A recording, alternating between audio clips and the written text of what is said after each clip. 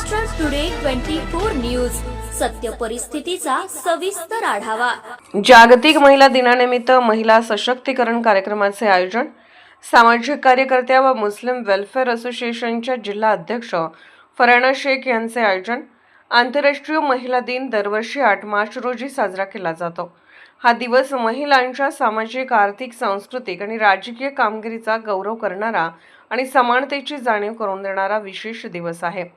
18व्या शतकातील कष्टकरी महिलांच्या आंदोलनाच्या स्मरणार्थ, महिलांच्या हक्काच्या सन्मानार्थ हा दिवस साजरा केला जातो। याच पार्श्वभूमीवर सामाजिक कार्यकर्त्या व मुस्लिम वेलफेअर असोसिएशनच्या अध्यक्षा फराना शेख यांनी जागतिक महिला दिनानिमित्त कार्यक्रमाचे आयोजन केले होते।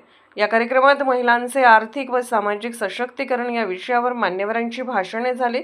ॲडव्होकेट शोएब सिद्दीकी, राष्ट्रवादी शरद पवार गटाचे जिल्हाध्यक्ष रामदास आडे, अल इम्रान फाउंडेशनचे अध्यक्ष शेख अकबर, सचिव यादुल शेख हे कार्यक्रमाचे प्रमुख पाहुणे म्हणून उपस्थित होते। मुस्लिम वेलफेअर असोसिएशनच्या जिल्हा अध्यक्ष आणि कार्यक्रमाच्या आयोजक फराना शेख यांनी या कार्यक्रमाचे आयोजन केले होते। महाराष्ट्र टुडे मराठीसाठी ब्युरो रिपोर्ट, मेहबूब शेख, परभणी।